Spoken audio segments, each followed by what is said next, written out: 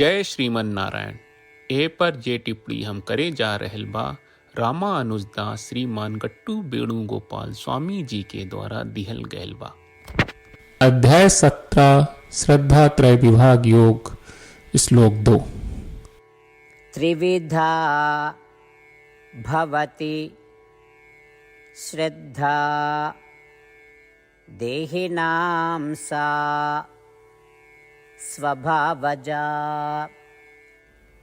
सात्विकी राजसी चैव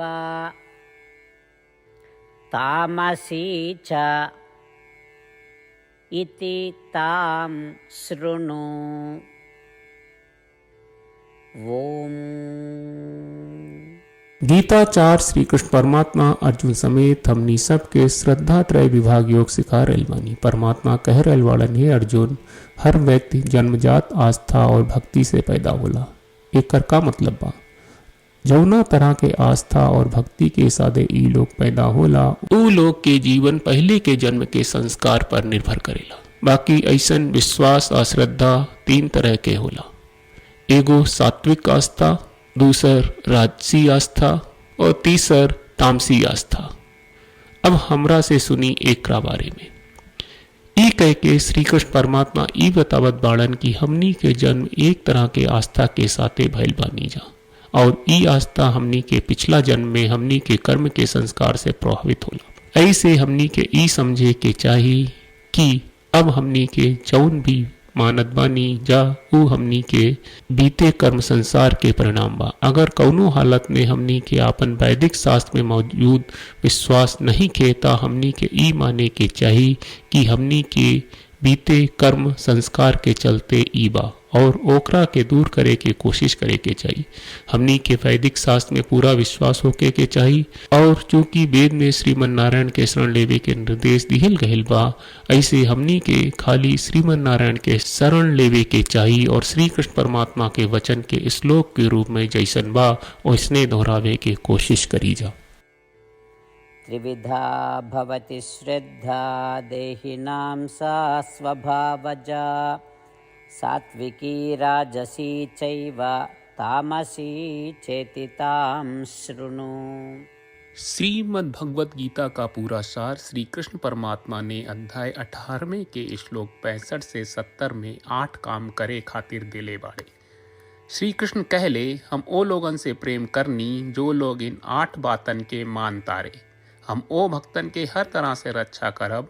श्री कृष्ण परमात्मा के द्वारा बोलल गईल संपूर्ण भगवत गीता सुनला के बाद अर्जुन कहले, करिष्ये वचनम त्वा, जेके मतलब बा, कृष्ण मैं वही करब जौन आप कही। यही कारण बा श्री कृष्ण अर्जुन के हर तरह के सफलता आ विजय प्रदान करेले। आई परमात्मा के आपन व्रत देई कि हमनी के ये 8 गौ कर्म के पालन करी जा। ई वचन परमात्मा के देवे से बड़न कौनो पूजा तपस्या यज्ञ नहीं। हम 8 प्रण कहब जौन हमनी के करे के चाहिए। आप सब कृपया इन्हन के आपन दिमाग और दिल में सोची।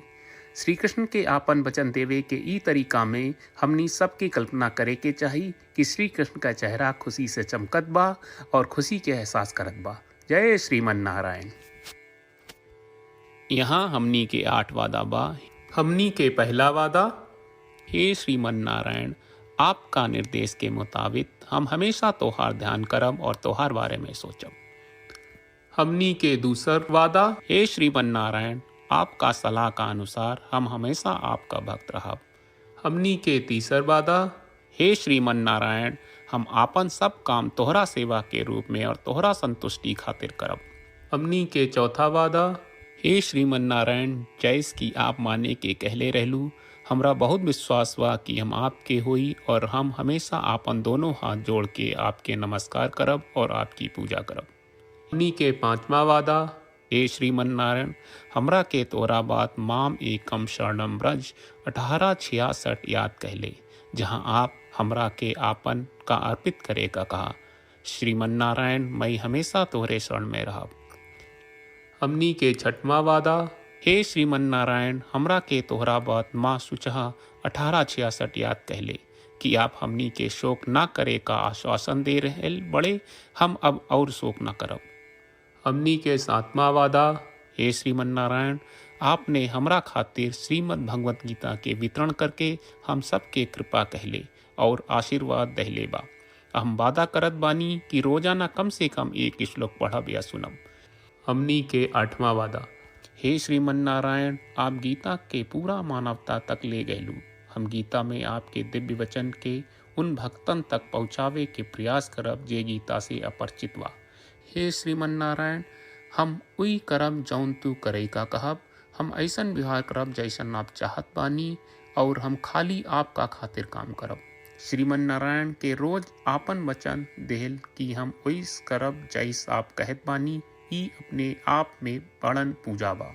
श्रीमन्नारायण, करशे वचनम त्वा। श्रीमन्नारायण, हम तोरे निर्देश के मुताबिक काम करब। सर्वम श्री कृष्ण अर्पणम अस्तु। जय श्रीमन्नारायण। त्रिविधा भवति श्रद्धा देहिनां सा स्वभावजा। सात्विकी राजसी चैव तामसी च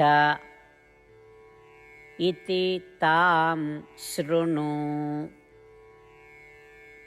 ओम।